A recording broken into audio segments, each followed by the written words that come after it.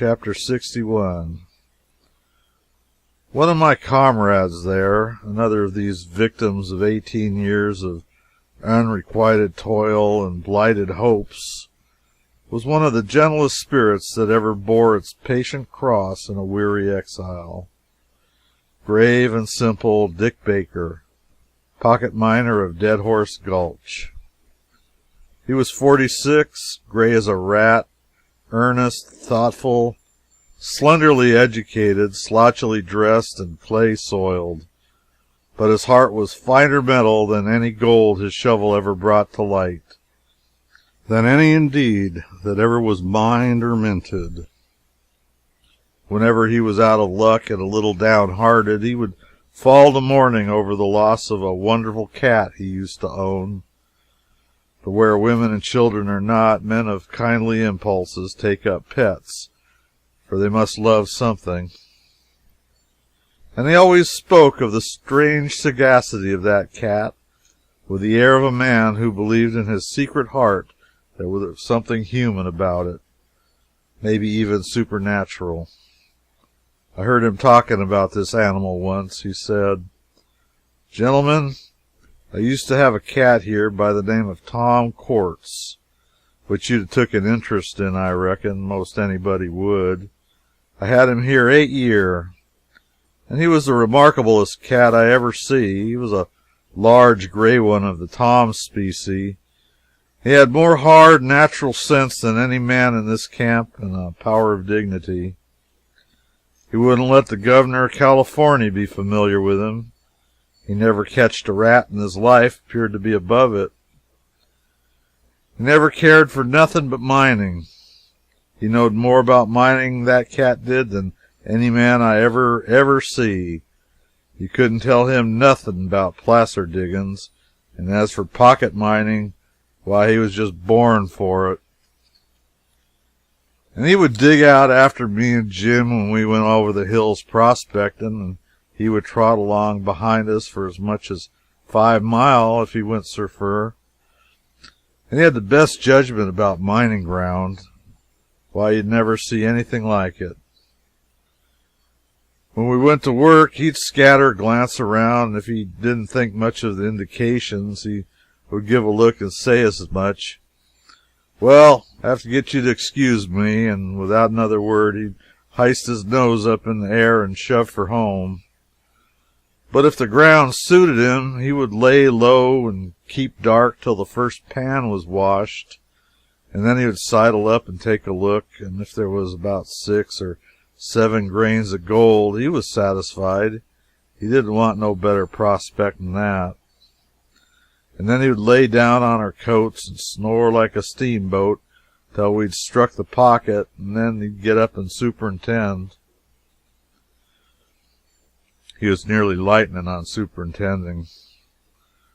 Well, by and by, up comes this here Quartz excitement, and everybody was into it. Everybody was picking and blasting instead of shoveling dirt on the hillside. Everybody was for putting down a shaft instead of scraping the surface. Nothing would do Jim, but he must tackle the ledges too, and so we did. We commenced in putting down a shaft, and Tom Quartz, he begun to wonder what in the dickens it was all about. If he hadn't ever seen any mining like that before, and he was all upset, as you may say. He couldn't come to no right understanding of it, no way. It was too many for him, and he was down on it too, you betcha. He was down on it powerful, and always appeared to consider it the cussedest foolishness out. But that cat, you know, was always agin newfangled arrangements. Somehow he never could abide 'em. You know how it is with old habits. But by and by, Tom Quartz began to get sort of reconciled a little, though he never could altogether understand that eternal sinking of a shaft and never panning out anything. At last he got to coming down in the shaft himself to try to cipher it out, and when he get the blues and feel kind of old scruffy and aggravated and disgusted, knowing as he did that the bills was running up all the time and we weren't making a cent, He'd curl up on a gunny sack in the corner and go to sleep. Well, one day when the shaft was down about 8 foot, the rock got so hard that we had to put in a blast. The first blast we'd ever done since Tom Quartz was born. And then we lit the fuse and clumb out of there and got off about 50 yards and forgot and left Tom Quartz sound asleep on the gunny sack. In about a minute, we seen a puff of smoke bust up out of the hole, and then everything let go with an awful crash, and about 4 million ton of rocks and dirt and smoke and splinters shot up about 1.5 miles into the air. And by George, there right in dead center of it was old Tom Quartz a-going end over end and a-snorting and a-sneezing and a-clawing and a-reaching for things like all possessed. But it weren't no use, you know, it weren't no use. And that was the last we seen of him for about 2.5 minutes. Then all of a sudden it began to rain rocks and rubbish, and directly he come down ker-wop, about 10 foot off from where we stood. Well, I reckon he was perhaps the orneriest looking beast you ever see. One ear was sot back on his neck, and his tail was stove up, and his eye whiskers was swinged off, and he was all blacked up with powder and smoke, and all sloppy with mud and slush from one end to the other. Well, sir, it weren't no use to try to apologize. We couldn't say a word. He just took a sort of disgusted look at himself, and then he looked at us, and it was just exactly the same as if he had said, "Gents, maybe you think it's smart to take advantage of a cat that ain't had no experience of quartz mining, but I think different." And then he turned on his heel and marched off home without ever saying another word.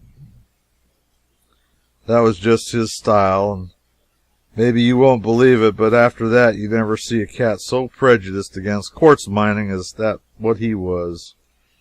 And by, when he did get to going down in the shaft again, you'd been astonished at his sagacity. The minute we touched off a blast and the fuse start to sizzle, he'd give a look as much to say, "Well, I have to get you to excuse me," and it was surprising the way he'd shin out of that hole and go for a tree.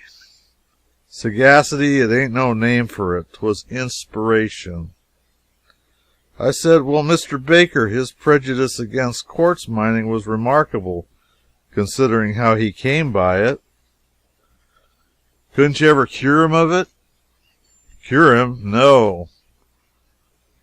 When Tom Quartz was sot once, he was always sot. And you might have blowed him up as much as 3 million times, you'd never broken him of his cussed prejudice against quartz mining." The affection and the pride that lit up Baker's face when he delivered this tribute to the firmness of his humble friend of other days will always be a vivid memory with me.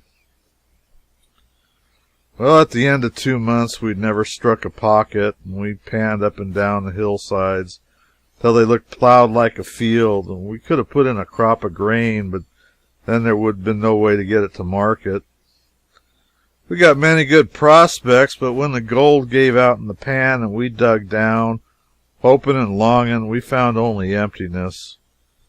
The pocket that should have been there was as barren as our own, and at last we shouldered our pans and shovels and struck out over the hill to find new localities. We prospected around Angel's Camp, Calaveras County, during 3 weeks, but had no success. Then we wandered on foot among the mountains, sleeping under the trees, for the weather was mild, but we still remained as scentless as the last rose of summer. That's a poor joke, but it's in pathetic harmony with our circumstances, since we were so poor ourselves. In accordance with the custom of the country, our door always stood open and our board welcome to tramping miners. They drifted along nearly every day, dumped their shovels by the threshold, and took pot luck with us. And now on our own tramp, we never found cold hospitality. Our wanderings were wide and in many directions, And now I could give the reader a vivid description of the big trees and the marvels of Yosemite, but what has the reader done to me that I should persecute him? I will deliver him into hands of less conscientious tourists and take his blessing. Let me be charitable, though I fail in all virtues else.